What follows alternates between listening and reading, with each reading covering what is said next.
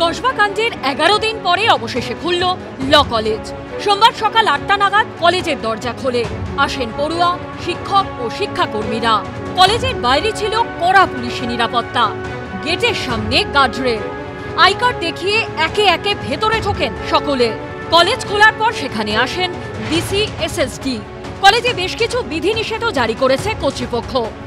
সকাল 8টা থেকে দুপুর 2টো পর্যন্ত কলেজ খোলা থাকবে এবং কলেজ কর্তৃপক্ষের তরফ থেকে একেবারে নির্দেশ দিয়ে জানিয়ে দেওয়া হয়েছে যে সকাল 8টা থেকে দুপুর 2টো, তারপরে কিন্তু কোনো টিচিং কিংবা নন টিচিং স্টাফ তারা কলেজে থাকবেন না। দুপুর 2টোর পর কলেজের নিরাপত্তারক্ষী বরুণ মোহলি, তাকে দায়িত্ব দেওয়া হয়েছে যে গোটা কলেজ তিনি খতিয়ে দেখবেন কোথাও কি আছেন কিনা, এবং এটা নিশ্চিত হওয়ার পর যে কলেজের ভেতর কেউ নেই, তারপর তিনি গেট বন্ধ করে এখান থেকে বেরিয়ে যাবেন। কলেজের অধ্যাপক অধ্যাপিকারা অবশ্য খোলাখুলি স্বীকার করে নিয়েছেন নিয়ম আগেও ছিল, কিন্তু তা মানতেন না অনেকেই।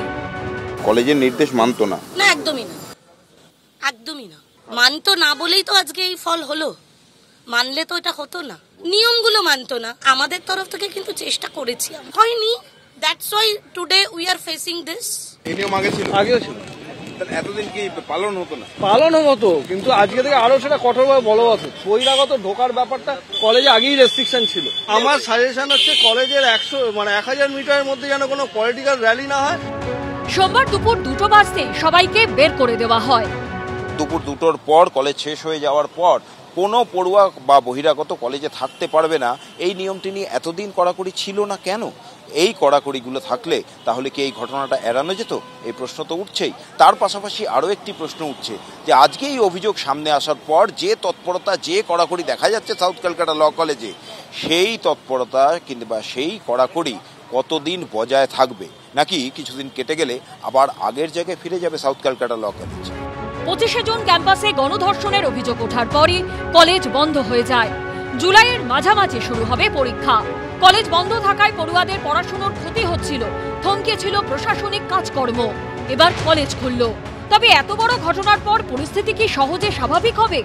সেই প্রশ্নই ঘুরছে সকলের মনে। ব্রতদীপ ভট্টাচার্য ও ঐশী মুখোপাধ্যায়ের রিপোর্ট, এবিপি আনন্দ।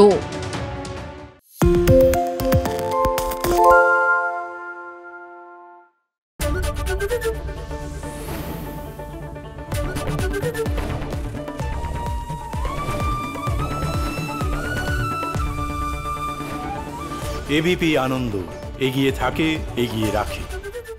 পালিয়েছে তাই নাকি? রাত্রে বাংলা গুজব চায় না, বাংলা খবর চায়। বাংলা খবর, বাংলার খবর। আরে চাটা দে। এই আমার একটা চা দেন।